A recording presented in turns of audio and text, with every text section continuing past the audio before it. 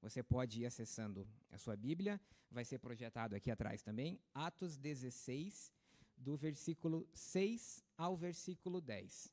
A gente vai ver como Paulo teve um plano frustrado. E qual foi esse plano? A gente está chamando isso de caminhos frustrados. Então, Paulo queria ir para um lugar, mas ele teve uma revelação, uma visão, e o Espírito de Deus e o Espírito de Jesus Cristo o impediu, e ele acabou indo para outro lugar. Ele foi evangelizar, anunciar o evangelho, as boas novas, em outra região. E nós vamos conversar hoje à noite um pouquinho sobre essas implicações naquele tempo e para as nossas vidas. Versículos 6 ao 10, de Atos 16.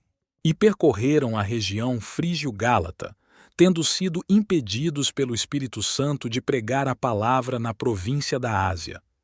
Chegando perto de Mísia, tentaram ir para Bitínia, mas o Espírito de Jesus não o permitiu. E tendo contornado Mísia, foram a Troade. À noite, Paulo teve uma visão na qual um homem da Macedônia estava em pé e lhe rogava, dizendo: passe a Macedônia e ajude-nos. Assim que Paulo teve a visão, imediatamente procuramos partir para aquele destino, concluindo que Deus nos havia chamado para lhes anunciar o Evangelho. Então, alguém lembra o nome das cidades? É muita coisa, né? Esse livro tem muita narrativa assim. Então, vou fazer uma oração e a gente começa a reflexão do texto. Senhor, querido Deus, nosso Pai, continuamos aqui na Tua presença e te pedimos, Pai, que o Senhor abra nossos corações e mentes para a Tua palavra. Usa, Pai, esse Teu servo que se apresenta aqui diante de Ti, da Tua casa, para que a gente entenda um pouco mais sobre esses caminhos, esses planos frustrados de Paulo, o que o Senhor quer nos mostrar com isso, Pai, o que o Senhor já nos anunciou e quais as implicações disso para as nossas vidas, Pai. Abra nossos corações e mentes para esses próximos minutos que passaremos juntos. Em nome de Jesus, amém. Então, gente, esse pedacinho que a gente lê, quando a gente pega um pedacinho da Escritura, ele chama perícope. Ele quer dizer que é um pedaço que ele foi dividido ali para ficar mais didática, o estudo, a leitura, né? A própria Bíblia, no início, ela também não era dividida, assim, em capítulos, versículos. Hoje tem versículo A, B, tudo divididinho. Imagine se a gente fala assim, ó, abre lá a Bíblia em Atos. Era um pergaminho grandão, a gente ia ter que achar, mais ou menos lá pela metade, 16, um texto que fala assim. A gente ia demorar 10 minutos para achar esse texto e acompanhar. Então, graças a Deus que foi dividido, capítulos, depois em versículos, e as perícopes para orientar o nosso estudo. Essa perícope de Atos 16, 6 a 10 que nós lemos, ela está inserida no que a gente chama da segunda viagem missionária de Paulo. Então, Paulo fez, narrado em Atos, 3 grandes viagens missionárias. A gente já vai se debruçar mais sobre elas, mas essa aqui está bem na parte assim do começo da segunda viagem missionária. Essa viagem, ela começa ali a narrativa em Atos 15, 36 e vai até o 18, 22, depois para quem quiser ler e ver por onde Paulo perambulou e andou. Gente, essa viagem, ela começa já com uma discórdia, uma briga. Pensa você saindo de casa e já dá tudo errado. Sabe quando você se prepara para ir para a praia, está tudo certinho, tudo programado, o dia, o horário, aí você anda um pouquinho e você fala assim, esqueci o travesseiro e a roupa de cama, né? Aí você está a 1 quilômetro de casa para dar uma volta no centro em 6 horas da tarde, lá se vão 40 minutos, né? Mas essa discórdia aqui foi um pouco além disso, foi um pouco além. O que aconteceu? Na primeira viagem missionária de Paulo, os irmãos que estavam na igreja de Antioquia, na Síria, oraram e levantaram ali Paulo e Barnabé. Então eles saíram na primeira viagem e levaram consigo João Marcos, que era assim primo de Barnabé. Só que no decorrer do caminho ali, João Marcos se cansou, se frustrou e voltou para casa, abandonou o barco. E nessa segunda viagem, a gente vê ali em 15:36 que eles vão sair novamente, e aí Barnabé novamente, né, porque quer dar um apoio moral, João Marcos é da família, vamos levar João Marcos? Paulo, não vamos levar não. Ele abandonou o barco, pulou fora. Aí eles tiveram uma discórdia, uma contenda tal, que acabou indo Barnabé e João Marcos para um lado, e Paulo pegou Silas, um profeta, e foram para outro lado. Então, o que para nós parecia ser uma coisa assim muito ruim, puxa, já brigaram no começo? Para Deus foi bom. Agora eles tinham 2 frentes de trabalho. E nós acabamos de ler na perícope ali, então o que aconteceu? Eles estavam indo e percorrendo a região frígio-gálata, isso é na Ásia, tá, gente? Na parte ali meio sudeste da Ásia, Ásia Menor, e eles queriam continuar adiante levando o evangelho para a Ásia. Mas diz o versículo 6 que eles foram impedidos de anunciar o evangelho na Ásia pelo Espírito de Deus. Então eles param, voltam, defrontando Mísia, que é uma cidade, queriam ir para o norte, para Bitínia. E aí o Espírito de Jesus Cristo fala, não, vocês não vão para aí. Tá bom. Aí eles desceram para Troade, uma cidade portuária, à beira do mar. Eles pegam, e ali eles têm uma visão, que é essa visão que está narrada ali no versículo 9. Qual que é a visão? Então, ali está escrito, um homem macedônio fala assim, passe a Macedônia e ajude-nos. E o texto continua falando assim, depois que Paulo teve a visão, imediatamente procuramos partir para lá, porque concluímos que isso era uma missão, era uma ação, uma determinação de Deus para que nós proclamássemos o evangelho também àquele povo. Aí você ouve falar assim, mas como é que eles sabiam que a visão do homem macedônio era da Macedônia? Realmente, né? Aqui não tem descrito, né? Não tinha a bandeira da Macedônia. Mas você pensa assim, ó, aparece para vocês em visão um homem assim, trajando bota, bombacha, lenço e uma gaita na mão. E fala assim, bate, passe aqui na minha terra, me ajude, guri. Para onde você tem que ir? Né? Um camarada fala assim, e aí, Paulo, meu irmão, tudo na paz? Tudo sus? Passa aqui e nos ajude, por favor. Né? Então, assim, muito provavelmente, pelas vestes, pela vestimenta, pelo sotaque, eles concluíram. Então, nós estamos em Troade, tem que pegar um barco, atravessar o mar Egeu, e aí chegaram na cidade de Filipos. Né? Chegaram em outra cidade antes, andaram, chegaram em Filipos, e ali vai ter a expansão da igreja, que a gente já comenta. Então, esse é o cenário que nós temos aqui. Paulo, numa segunda viagem missionária, impedido de continuar pela Ásia, volta, quer ir para Bitínia, não consegue, desce a Troade, atravessa o mar Egeu e chega à região ali, essa região é a região da Macedônia, a região da Grécia, gente. Né? Então, era um local em que ainda não havia sido pregado e anunciado o evangelho. Um primeiro ponto que eu gostaria de destacar conosco, para a gente refletir nessa noite aqui, é o seguinte, o Espírito de Deus, o Espírito Santo, eventualmente fala conosco. Eventualmente fala conosco. E nós precisamos estar atentos e sensíveis para ouvir isso. Mas esse eventualmente é o seguinte, vejam que se a gente prestar atenção nos verbos que estão nessa perícope, eles estão lá, percorrendo a região da Frígio-Gálata, chegando em Mísia, procuramos ir, partimos, contornamos. O que esses verbos estão nos indicando? Tudo isso aqui dá uma ideia de ação. Não dá uma ideia de ação? Andando, chegando, percorrendo, procuramos ir, imediatamente procuramos ir, fomos. Então aqui, o que mostra é o seguinte, Paulo não estava parado, sentado no banquinho na praça, na sua casa, esperando assim, Senhor, me revela onde eu tenho de ir, o que eu tenho de fazer. Eles estavam andando, eles estavam percorrendo, né? Então eles não estavam lá em Antioquia, esperando o melhor carro, o melhor GPS, aquele celular que não perde sinal na viagem. Não tinha nada disso, gente. Então, eles estavam andando, caminhando, percorrendo, cumprindo com a grande missão que Jesus nos deu, de ir pelo mundo e anunciar o evangelho, e aí, sim, o Espírito de Deus impede eles de continuar na Ásia. Depois, quando eles querem ir para Bitínia, eles vão... Veja que o Espírito impediu uma vez e eles não pararam. Então vamos voltar para casa. Não, então não pode ir para frente, vamos para cima. Vamos contornar aqui, vamos para Bitínia. Não deu, vamos descer a Troade. Aí tem a visão. Então, é uma situação em que a gente também tem de se colocar nessas condições para receber o evangelho. E aqui a condição é ir pelo mundo, é anunciar. A gente tem, isso não acontece aqui, nenhum de vocês, mas às vezes a gente escuta um pessoal falando que faz aquelas orações do tipo assim, Senhor, dá minha visão, o que eu tenho que fazer, para onde eu vou, será que eu caso, que eu não caso, que curso que eu faço? Gente, isso até pode parecer uma manifestação espiritual. Parece bonito, né, pedir para Deus sempre estar nos revelando alguma coisa, mas na verdade não é. No capítulo 5 do livro do Rodrigo Bibo, que a gente está se debruçando agora, ele fala que isso, na verdade, é uma baita desconfiança de Deus. Isso é falta de fé. Nas Escrituras está escrito que tudo o que nos competia saber e o que o homem poderia e conseguiria entender já foi revelado. Jesus nos chama de amigo porque ele fala assim, olha, tudo o que eu podia falar para vocês, Eu já falei, eu já anunciei. Está aqui. Jesus era o evangelho vivo. Né? Hoje nós anunciamos as boas novas que Jesus fez. Mas Jesus, quando fala isso em João 14:15, ele é o próprio evangelho. Ele é a manifestação, ele é o Deus encarnado que habitou entre nós.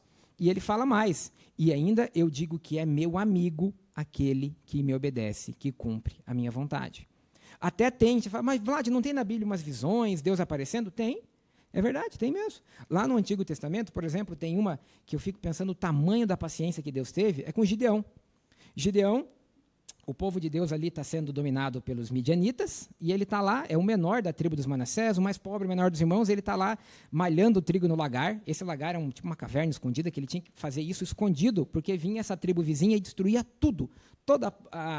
Os animais, a produção, as hortas, a lavoura, destruía tudo. Então ele tinha que fazer isso escondido. E aí aparece um anjo do Senhor e fala assim, ó, você foi escolhido para libertar o povo de Deus desse jugo desigual. Mas por quê? Porque aqui o povo de Deus tinha desobedecido. O povo de Deus tinha se apartado e estava adorando outros deuses. Tinha feito um templo lá para Baal. Então, normalmente, as manifestações, as visões, as aparições do Antigo Testamento é quando Deus ele deixa o povo se perde, desobedece e aí ele faz para voltar. E aí aparece esse anjo do Senhor para Gideão e ele fala, então tá bom, espera aí que eu vou fazer uma oferenda, me dá um sinal. Aí o anjo consome com fogo as oferendas. E o texto continua. Gideão faz um teste ainda com o Senhor. Pega um novelo de lã, põe em cima de um lugar assim e fala assim, ó, se for mesmo para eu fazer isso, então vai ter orvalho só no novelo e a terra vai estar seca. E ele vai no outro dia, pega esse novelo de lã, torce e enche uma taça de orvalho. Ele fala, ó Senhor, não fique irado comigo, mas eu vou pedir só mais uma vez. Então agora é o seguinte, orvalho na terra e o novelo seco. Inverteu, né? E acontece como ele falou. Até as duas visões e manifestações que a gente vê no Novo Testamento são exatamente no livro de Atos e tem justamente a ver com essa ida, esse anunciar do evangelho aos gentios. Por que a gente fala gentios? Deus mandou Jesus, né, para redimir os pecados de todas na terra. Isso é fato hoje. Isso é muito simples. Mas naquele tempo não. O povo de Deus, o povo lá do judaico étnico, né, os judeus étnicos, acreditavam que eram só para eles. Deus veio só para nós, não para todo mundo. E aí tem uma visão de um lençol descendo cheio de animais assim, e a visão falando para Pedro, Pedro, pegue, mate e coma. E Pedro, não, isso acontece 3 vezes. Isso quer dizer que Deus purificou todos os seres. E aí Pedro vai na casa do Cornélio e batiza ele e toda a sua família. A outra visão que tem é essa que estamos falando agora. É esse homem macedônio, da região da Macedônia, falando assim, Paulo, venha a Macedônia, passe e ajude-nos. Então, as duas visões que tem no Novo Testamento, elas estão intimamente atreladas, relacionadas com o ir, com o caminhar e a pregação do evangelho também aos gentios, que no caso seríamos nós, porque nós não somos, né, judeus, tem uns requisitos para ser judeus, e creio que a gente não os cumpra, então nós somos os gentios, e sim, cristãos, porque acreditamos em Cristo. Então, gente, nesse caminho aqui, a gente não deve ficar pedindo, e olha que a gente tem de lembrar que no tempo de Gideão não tinha Bíblia. Essa história está narrada em Juízes 6, 7, tá? Mas o livro não estava lá para ele pegar na mão e ler. Essa visão de Pedro, e a visão para Paulo, não estava lá para eles escritinho, deixa eu ver aqui em Atos, o que aconteceu? Não, mas isso está para nós. Nós temos acesso às Escrituras. A gente pode ler, a gente pode se debruçar, a gente pode orar e pedir entendimento, mas o que nos competia saber já nos foi revelado. Né? Esse é um ponto. Agora, é claro, Deus pode aparecer para nós em uma visão? O Espírito Santo pode? Sim, pode. Com certeza. Tem gente que tem essa experiência. Mas pode ser que passe a nossa vida toda e a gente fique esperando por uma visão, por um chamado, e isso não aconteça. Mas nem por isso a gente deve deixar de evangelizar, de anunciar, de pregar. Porque a missão já está aí, a missão já está posta. A ordem é clara. Ide por todo o mundo e vocês serão minhas testemunhas em toda a Judéia, Samaria, até os confins da terra, pregando e anunciando o evangelho do reino de Deus para todos os povos, todas as tribos e nações, para que toda língua confesse que Jesus é Deus, é o Cristo, é o nosso Salvador. É essa a missão. Não tem que ser revelado mais nada. Para onde eu vou, como eu faço, isso é outra coisa. E a gente viu aqui, Paulo não ficou parado esperando Senhor, manda aí o itinerário, manda no Maps aí que eu vou dar uma olhadinha aqui para ver se eu posso fazer. Não, ele saiu. Né? E agora nós entramos, então, no segundo ponto. Qual é o segundo ponto? O segundo ponto é que a missão já está dada. A missão já estava dada para eles. Deus apenas alterou o local em que ela seria cumprida. Então a gente viu. O que Paulo estava fazendo? Viagem missionária. Por sinal, na primeira viagem missionária de Paulo, ele sai com Barnabé. Então ele sai da Antioquia, ele desce até a cidade da Seleucia, pega um barco, chega à costa norte da ilha de Chipre, atravessa todo o Chipre, passa por Salina, chega à cidade de Pafos, onde ele faz um discurso no Sinédrio, cumpre ali a missão, pega outro barco, vai para Perge, na região da Panfilha, e é aqui que conta que, chegando em Perge, João Marcos ficou desgostoso e voltou para casa, e ele anuncia aí o evangelho ali em Perge, e vai passando por Icônio, Listra e Derbe. E depois ele faz esse caminho de volta. Gente, isso deu cerca de 2.530 quilômetros. Tem um estudo de Stanford que fez o passo a passo mostrando ali. 2.530. Aí essa viagem aconteceu entre 45 e 47. Eles voltam para a região da Antioquia e eles começam a anunciar ali para a igreja o que tinha acontecido. Que gentios, pessoas não judeus, étnicos, estavam crendo, os milagres que estavam acontecendo, tudo o que estava acontecendo. E aí isso dá um rebuliço tão grande na igreja que tem de ser feito um concílio, que é o Concílio de Jerusalém de 49, para discutir o quê? A gente deve anunciar o evangelho aos gentios? E se deve, com quais e sob quais condições? O que eles têm de fazer? Aí eles chegam e falam, olha, tem que fazer. E a gente não pode pedir nada mais do que nos foi cobrado. Então a gente vai pedir para eles se abster de idolatria, prostituição, coisas, mandamentos que estão na Bíblia, para nós, que valem até hoje.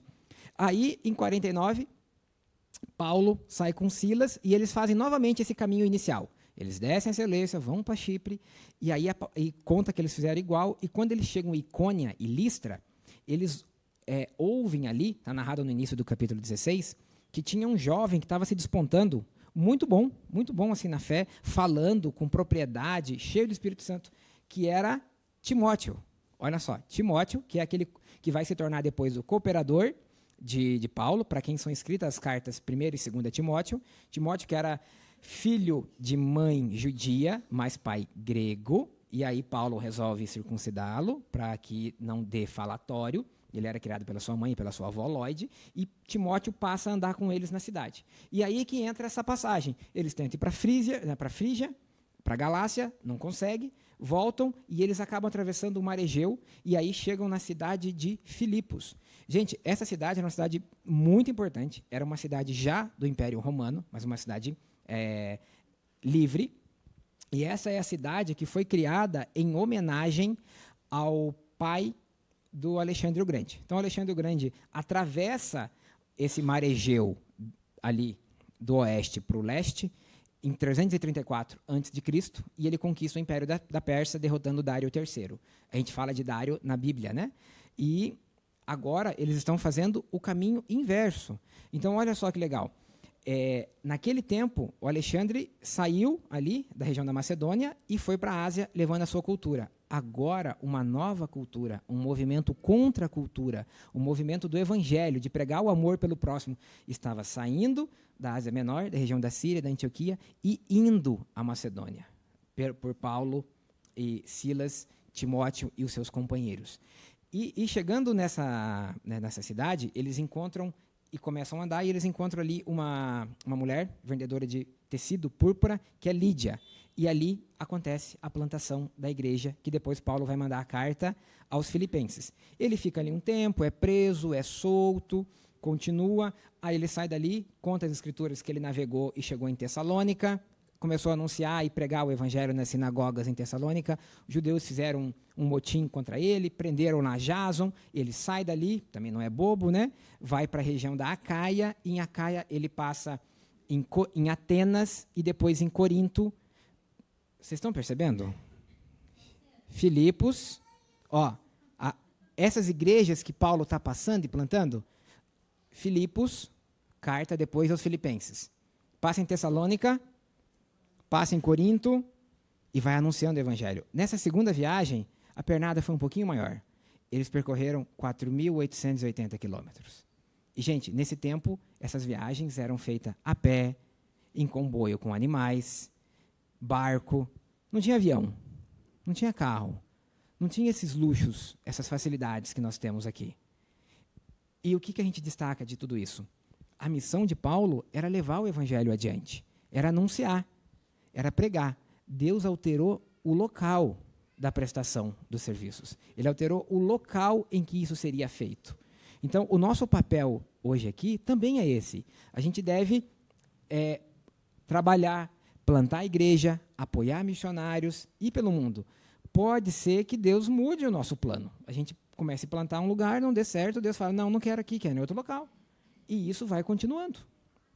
Né? Até para ter um contexto um pouco maior aqui, todo esse livro de Atos, no qual estamos debruçados hoje aqui, ele sempre vai trazer essa ideia de movimento. Atos é o elo de ligação entre os evangelhos, que nós temos ali, Mateus, Marcos, Lucas e João, e essas cartas depois que Paulo escreve. Então, são nessas 3 viagens missionárias que Paulo faz, ele vai plantando essas igrejas para as quais depois ele manda essas cartas se correspondendo. É a mesma coisa quando ele manda essa carta para Roma, e lá no capítulo 15, ele fala assim, olha, eu quero muito estar aí com vocês. Eu quero passar aí com vocês, mas não para ficar aí. Eu quero fazer um entreposto, dar um pulinho aí, me recarregar, ter com vocês, me alegrar, cantar, chorar, e depois eu vou para a Espanha. Depois eu continuo o meu caminho. A gente não tem certeza, com registros escritos, se Paulo chegou ou não à Espanha, mas, gente, a carta de Romanos, ela é um tratado teológico. É, assim, um livro da Bíblia riquíssimo, com ensinamentos maravilhosos. E ela nasceu num contexto de, deixa eu mandar uma cartinha lá para aquela cidade lá, que eu quero preparar o pessoal para me receber, vou ficar lá um tempinho, depois eu já parto para outra. Olha o propósito missional de Paulo sendo usado aqui por Deus e imbuído da missão de ir e anunciar. Ele não estava parado. Né? Conta ali que até Paulo, depois mesmo, quando ele é preso na Cesareia, ele tem de voltar para casa, e isso dá uma distância também enorme. Só curiosidade, nessas 3 viagens missionárias de Paulo, primeira, segunda e terceira, e o retorno dele de Cesareia para Roma, ele percorreu mais de 16.500 quilômetros. 16.500 quilômetros, gente, anunciando o evangelho, pregando o evangelho, pelo evangelho. Ele não teria feito isso se não fosse por isso. Paulo, no início, até começa a viajar perseguindo os cristãos. Lembram lá em Atos 9? Ele começa a perseguir, ele se reúne com os chefes das sinagogas, pegam cartas e vai se dirigir a Damasco para prender os cristãos.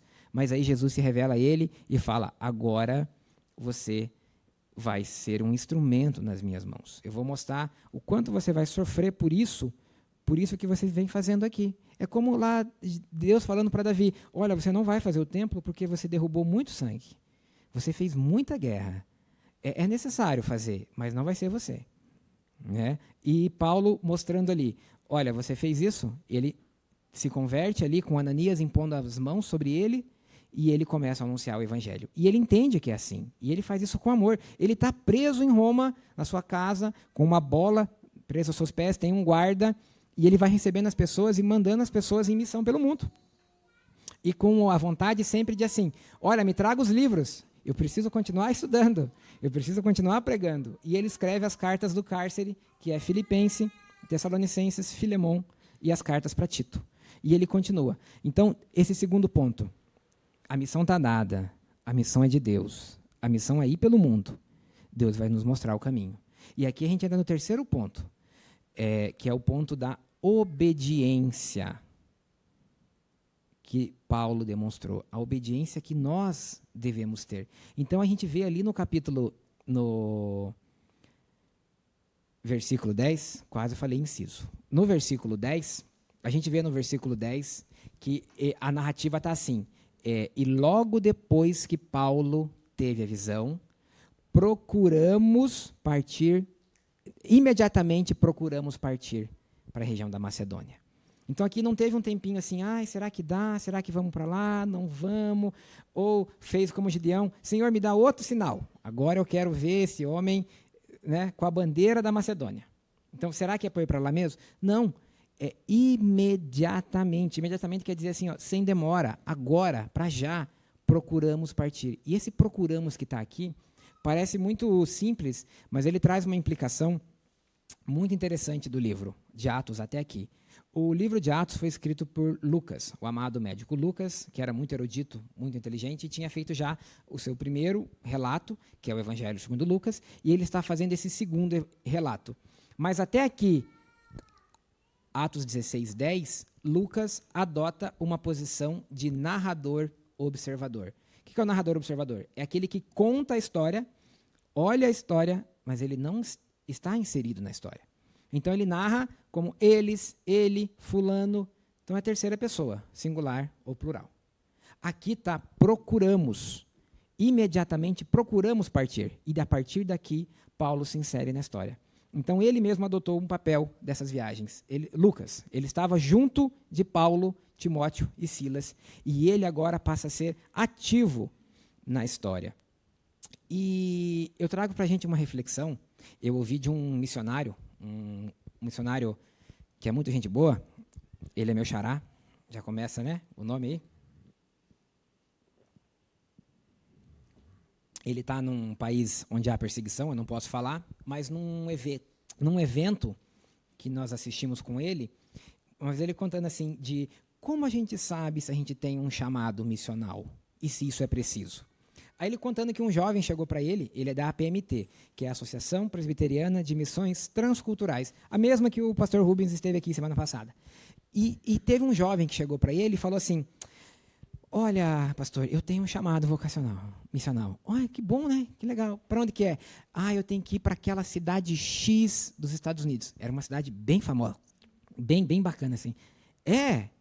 Mas é para lá? É para lá. Mas e se não for para lá? Não, se não for para lá, eu não vou.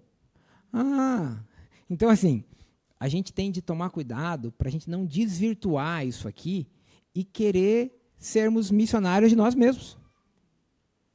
Eu quero escolher um país legal, uma cultura legal, bacana, próspero, bonitinho, IDH lá em cima, pessoas educadas.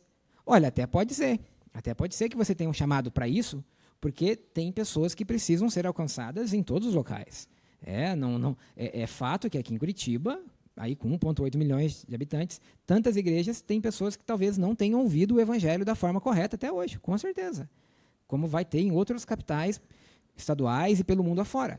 Mas você condicionar o teu chamado missional a uma cidade X, eu só vou anunciar o evangelho se Deus me colocar naquele concurso que eu quero. Lá eu vou ser missionário. Aonde eu estou hoje, não. Ou na minha família, não. No meu bairro, não. No meu prédio, no meu elevador, não. Não é assim, gente. Todos nós temos essa missão. Essa missão ela é dada a todos os cristãos. E se nós estamos aqui, é porque um dia alguém cumpriu essa missão por nós. Independente do local que estávamos, a família, a igreja. Isso é fato. Né? E então a gente tem de ter esse cuidado.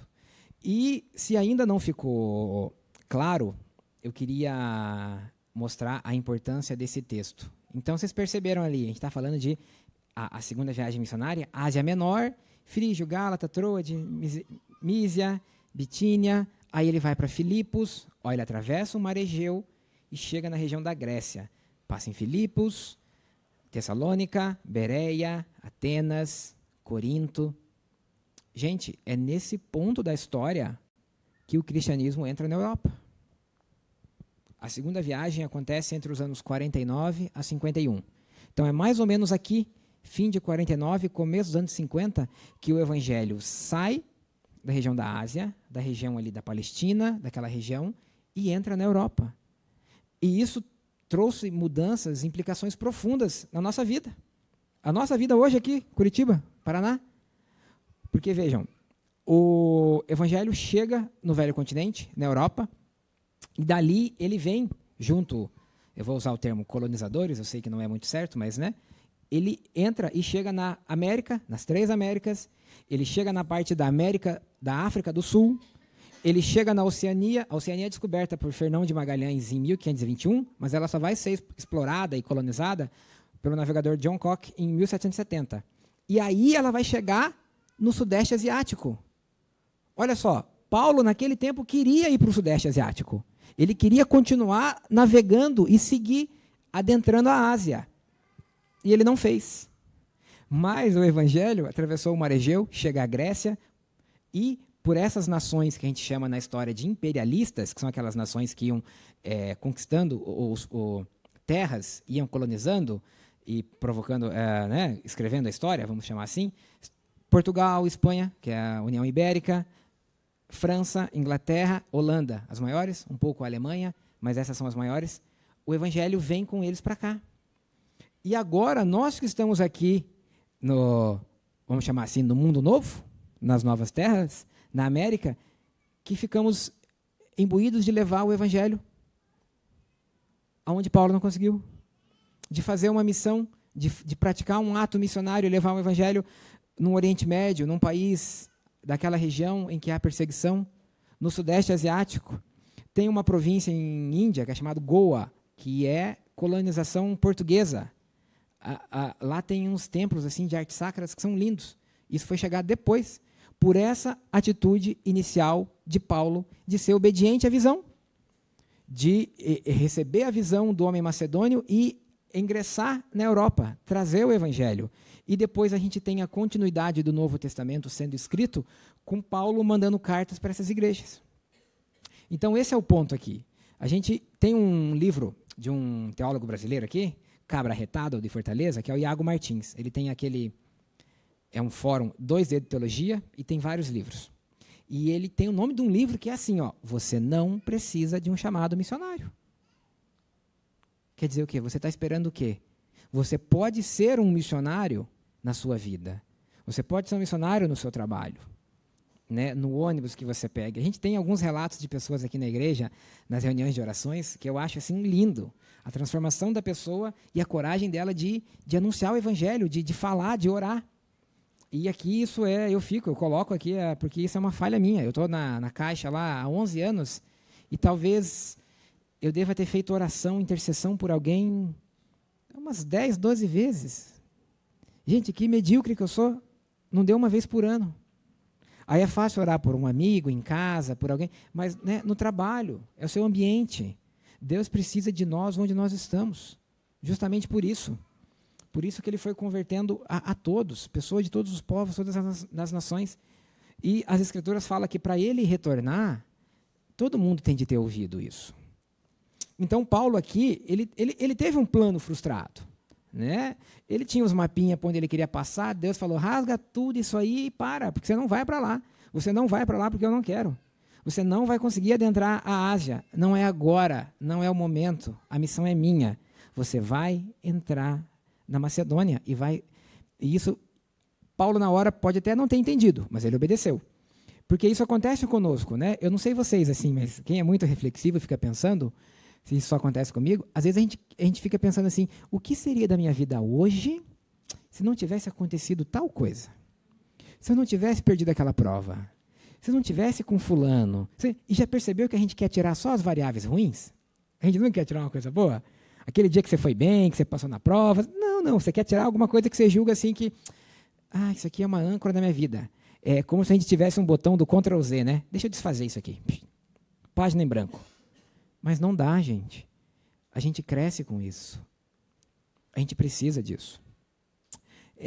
Paulo vai falar em Romanos, lá no capítulo 5, assim, que o sofrimento, ele nos ajuda a gente ter mais fé. Porque a gente passa por provação, isso gera fé, isso gera crescimento. E a gente também não deve ficar sempre pedindo ali para Deus essa posição, Senhor, me revela. Em Romanos 12, 1 a 2, ele fala ali também que a gente deve apresentar o nosso corpo como o nosso culto racional a Deus. O nosso corpo santo e agradável a Deus. E obtendo transformação de mente pelo Evangelho, a gente consiga entender a boa, perfeita e agradável vontade de Deus. As coisas acontecem nas nossas vidas, a gente não sabe por quê. A gente não consegue chegar e pedir pro Criador e falar, por que você fez isso? É como se fosse o barro querer falar para o oleiro, por que você me fez esse pote desse jeito? Não dá. Não tem como. Eu queria compartilhar com vocês um plano frustrado meu, assim. Um fato que aconteceu na minha vida, né? Eu falo assim, a hora do testemunho, né? Na igreja presbiteriana. Eu devia ter uns 14, 13 para 14. Eu gravo muito essas datas pelo ano que eu estava na escola, na faculdade, então foi em 2002. E eu ia numa igreja lá, com a família, assim, que é, né, uma igreja, e eu fui sozinho na igreja. E aquele pedido, você, adolescente, para quem não sabe, eu sou cego, tá? Eu sou deficiente visual, eu uso óculos, assim, só para enganar a torcida, né, porque eu enxergo 3%, bem pouquinho, e eu enxergava só de um olho naquele tempo, mais do que hoje, inclusive, e eu fui na igreja. E fui na igreja pedindo no caminho, sentei no banco e pedindo para quê? Para Deus me dar a cura. Para Deus me dar a cura. Senhor, me cura. Olha só a barganha. Senhor, me cura e eu vou ser um dos seus. O Senhor tem que me provar que o Senhor tem poder, né? É Gideão colocando o novelo ali, né? Mostra aqui, Senhor. E veio, realmente, a gente fala assim, veio a palavra, mas ela falou assim, ó, saiba que primeiro você vai ser um dos meus. Primeiro você vai se converter. E depois você vai ter o que você está pedindo. E aí fala, ué, Vlad, você está aí agora e continua cego. Né? Estou mais cego. É verdade. A gente continua cego. Mas esse plano meu que era frustrado, Deus fez algo muito maior. Deus fez algo muito melhor para mim. Porque eu queria ser vidente para enxergar as coisas do mundo. E Deus tirou as escamas dos meus olhos, como fez com Paulo, para eu enxergar o reino dele. Para eu enxergar o amor dele. O amor dele na minha vida, toda a provisão que ele me dá. Porque, apesar da deficiência de tudo, igual o André fala, né? Ele manda as imagens lá, André, eu esqueço que você não enxerga, né? Então, assim, isso é como aconteceu com Paulo. Deus abriu os meus olhos. Ele fez muito mais do que eu podia pedir. Ele fez muito mais do que eu podia esperar. E hoje nós estamos aqui, juntos. E isso aqui é passageiro. Tudo bem não enxergar durante 70, 80, 90 anos. Não tem problema. Eu faço e consigo fazer o que eu quero. Faço até coisa demais. Na eternidade a gente será restabelecido na plenitude de Cristo. A gente vai estar com Ele lá. E eu falo, lá eu não vou ser advogado, eu vou ser músico ou cozinheiro. Né? Já sofri aqui. Não quero isso para mim. Mas, gente, o que eu queria fechar com vocês hoje, a gente não pode parar de trabalhar. A gente não pode parar de anunciar o Evangelho. A gente não pode... A gente tem de sair andando. Olha a visão de Paulo. Ele andando, Deus mostrou o caminho. Ele não estava parado. Deus andando, alterou o caminho dele. A missão é de Deus. Então, a gente não precisa de um propósito para caminhar. A gente, na caminhada, a gente descobre o propósito. E o propósito é perceber, e na caminhada a gente percebe que o propósito é o caminho. E o caminho que a gente fala aqui é Jesus, que é o caminho, a verdade e a vida. A gente tem de passar por Jesus. A gente tem de confessar com a boca que Jesus é o nosso Santo Salvador, o Deus encarnado que veio ao mundo para tirar os nossos pecados, para lavar os nossos pecados naquela cruz. E a gente tem de anunciar essa boa nova a todas as criaturas. Tá certo? Vou fazer uma oração para a gente encerrar. E aí o André vai... Senhor, querido Deus, nosso Pai, nós te damos graças pela Tua palavra, Pai. A gente te louva pelo que o Senhor fez na vida de Paulo, na vida de Silas, de Barnabé, porque o Senhor provocou eles a ir andando, a ir pregando e anunciando o Evangelho, e o Senhor revelou o caminho, Pai. Eles queriam ir para uma localidade, e o Senhor mostrou que o correto era para outra. E nós te agradecemos porque, graças a isso, o Evangelho chegou à Europa e transformou todo o Ocidente, Pai. Nós somos frutos dessa obediência de Paulo, da obediência do seu amor, Pai, porque Jesus, quando veio à Terra, também sabia a sua missão. Ele sabia o que ele tinha de fazer e ele não se absteve, ele não se contrapôs.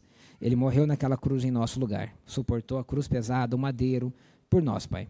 Obrigado por isso, obrigado pelas nossas vidas, que o Senhor nos encha do teu amor e nos constranja, Pai, a levar o Evangelho, a anunciar, a não ter vergonha, a não procurar ser o queridinho, o respeitado, ter a autoestima das pessoas. Que a nossa autoestima seja o Senhor em nós, Pai.